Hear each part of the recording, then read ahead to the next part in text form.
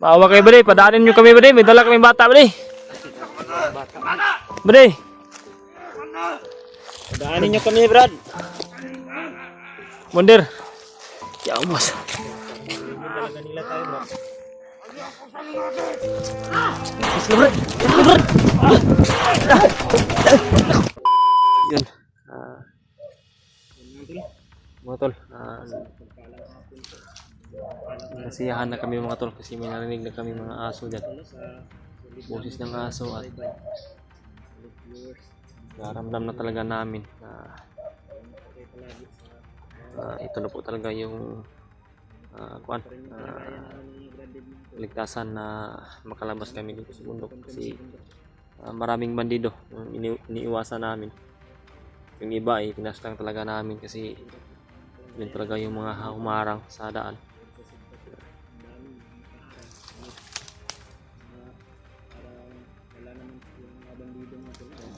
Doon kami galing mga tol sa ibaba.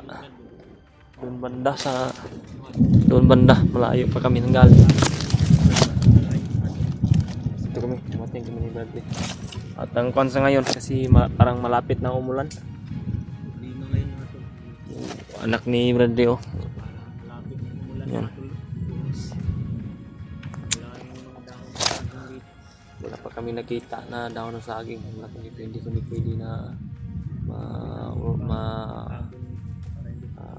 ulanan po kasi may bata kami dala.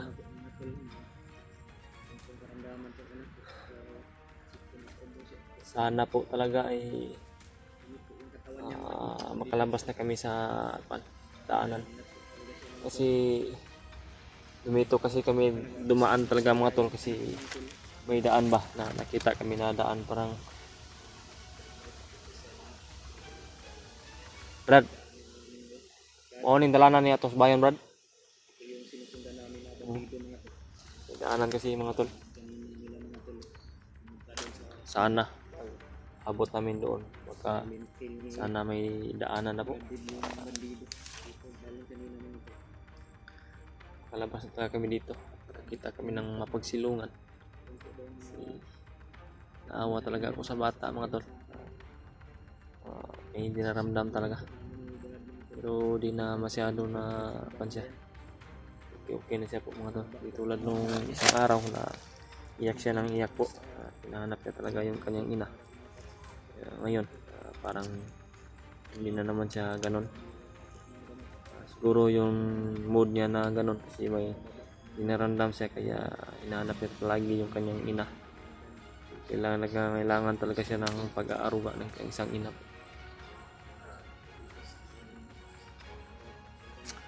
talagang pinagpala kami mga tol makarating dito sa isang daan na ito na parang patungo talaga sa palabas sa daan kasi may nakita may narinig kami na sa malapit na talaga kami na daanan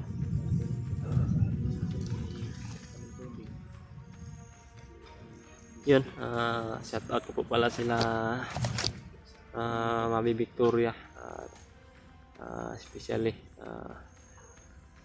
Mami Victoria at Tita Atici at Tita Hilma Tita Rosie Mami Bibot kay Ate Litangko kahit hindi na kahit si Tita Rosie at si Mami Bibot at si Ate Litangko ay busy na siguro kasi tuwing kinumusta ko sila ay parang hindi nila yung message ko sinisinang nila iniintindi ko lang po alam po naman siguro busy sila doon sa pinaglagyan nila naroroonan nila nagpapasalamat pa rin ako sa palagi sa kanila po especially kay Ate Chi at Mami Victoria at saka Tita Hilma big shout out po sa inyo dyan Mami, Tita at Ate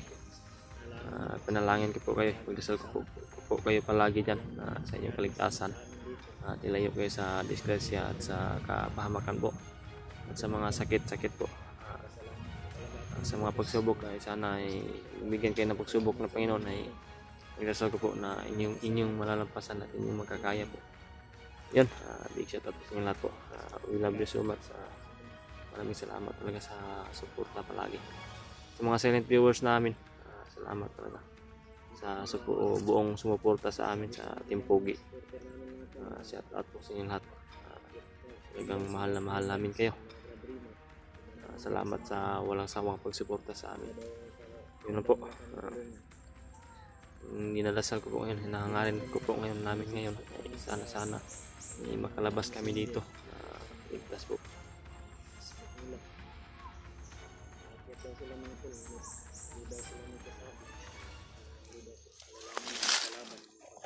Yun po pala mga tol. Brad, nakontak pala natin si Brad Rimat kanina, no? Sabi niya na akyat to sila. Oo. Hindi daw sila magsabi kung kailan araw sila akyat para aakyat daw, pupunta daw muna sila kay Lolo Ambo. Lolo Ambo. Yun yung sabi nila. Talagang pinagpala mga tol. Talagang dininig ng Panginoon yung dasal namin. Nakakita kami ng signal at nakontak namin si Bradley Mat. At yun yung sabi, yung sinabi ni Bradley, yun yung sabi ni Bradley Mat. Bago sila akyat ay dadaan sila kay Lolo Ambo para magkuhan sila. Hindi namin ipagsabi kung kailan sila akyat, sasalubungin daw nila kami. Sama sila ni Brad Buds daw. Sama silang magkapatid. Yun yung sabi niya sa amin. Nagpapasalamat po talaga kami sa kanila po. Hindi nila kami pinabayaan. Talagang iniintindi lang namin noon sila noong mga nakaraang araw kasi kaarawan ni Bradley Mart at kaarawan lang ni Brad Buds. Intindi namin na hindi sila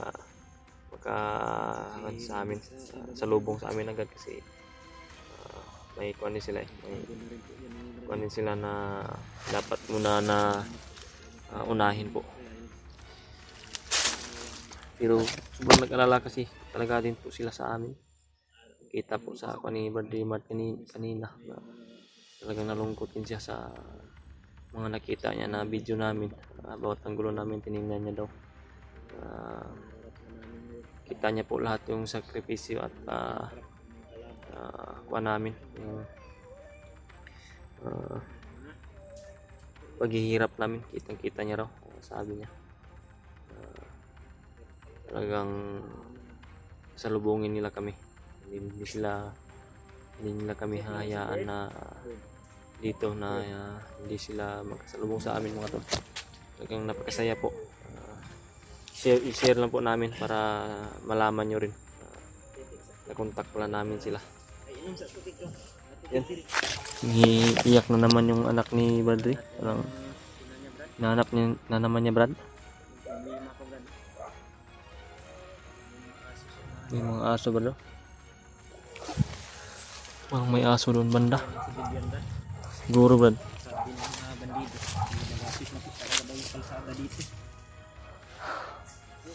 Doon talaga kami galing mga tolo. So, sobrang layo pa yung pinanggalingan namin.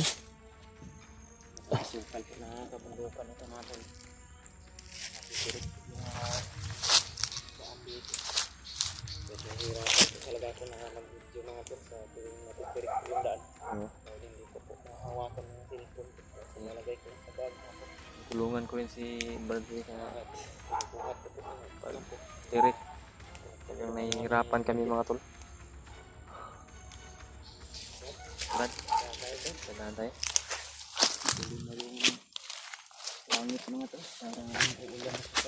Makulimlim na mga tol. Malimlim na. Dalugdog, Brad. Dalugdog. Kulog ba? Kulog. Kulog ay langit. Sana. Kira ka na? Ha? Ayos na po yung bagbukan ng mga talo. Lalo na po ng anak. Awa, pinakasalitan niya mga po. Grabe yung langit mga tolo. Makulimlim talaga. Palabas na po kami sa batang ito. Oo. Sana ito na talaga yung kuan. Malawak po ang kabukiran dito mga tol. Pinamumugaran po ng mga bandido.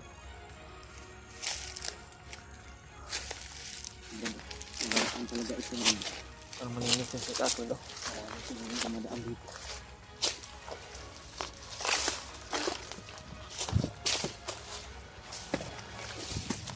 Malayo na po. Ano ang nilalakad namin ang nilalaban po.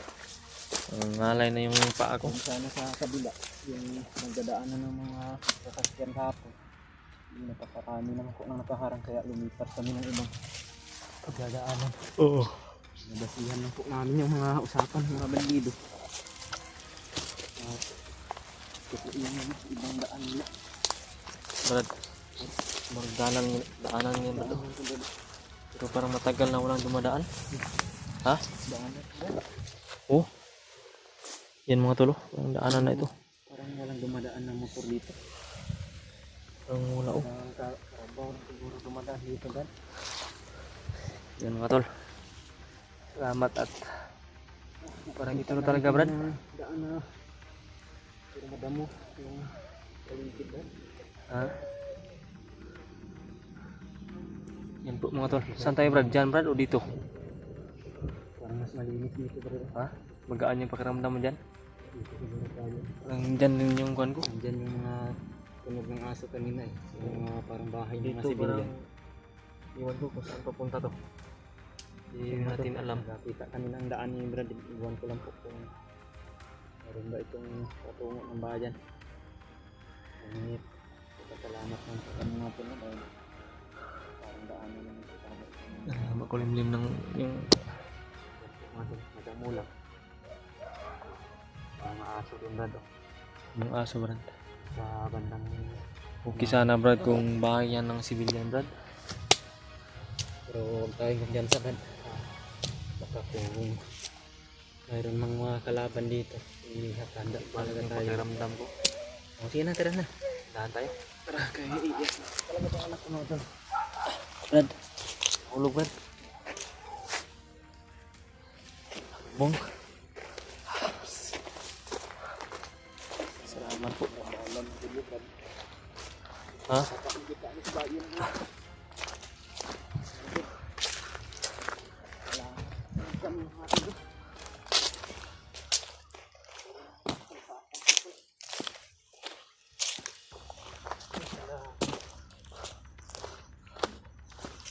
Saan tayo Brad? Ha?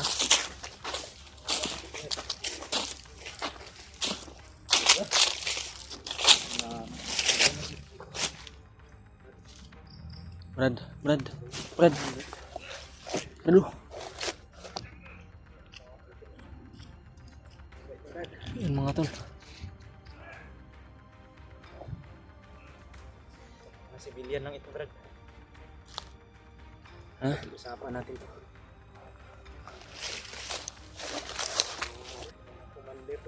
May mga pula sa noo Brad. Dito sa likuran mga tol. Yan.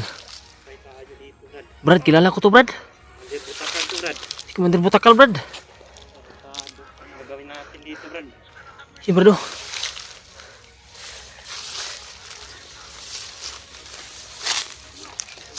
Diyos ko. Daanan na sana to mga tol. Kung may nakita kami. Sino to? Siguro kila. Brad. Tayo pupunta, Brad. Hindi nakaharang doon, Brad. Brad, akit ka dito Brad. Ikado Brad. Yan o.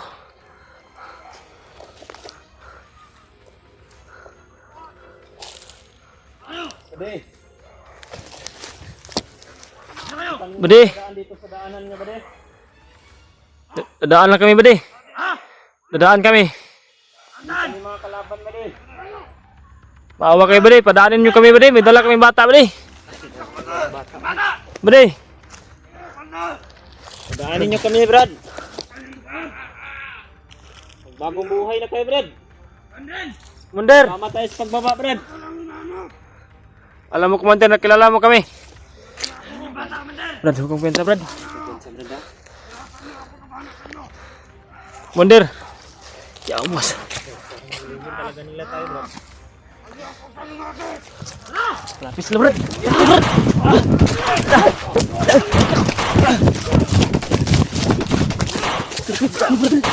Udah, Brad. Udah, Brad.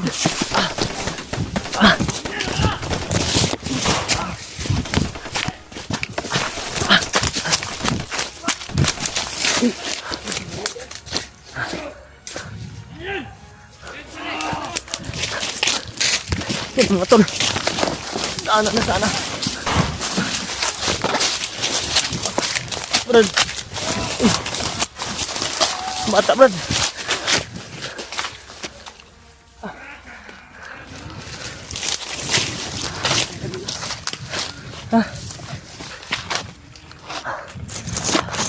Grabe mga tol. Ini, Brad. Oh.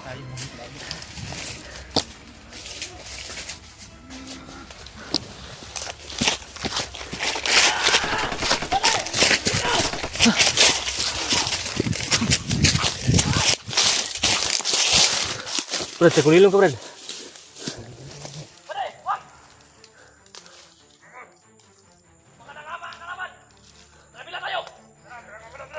Kulilong ka.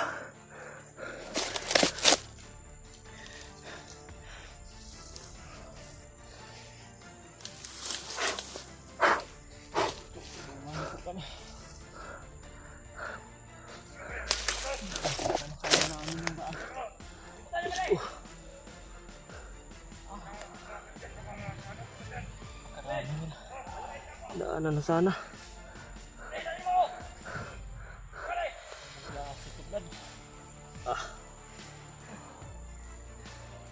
Hindi namin alam mga tol na yun yung bumungad sa amin. Si Commander Butakal yung Brad. May hawak sila adik pa. Hanggang bihag doon. Sabi nila Brad, narinig ko na nauna daw si Commander Butakal dyan kasi pasunod daw si Commander Bagnot. Talagang Kita na sana kami nagadaan mga tulo. Nakarami ko yung kadili doon. Nakapuro ka na. yung daan ng mga tol. Talagang tayo makikita Brad. Nagkatigulilan lang tayo. Sa itaas. Sa itaas sila. Ang dami Brad. Nakita na yung bata Brad. Mas lalo mahirapan na tayo Brad.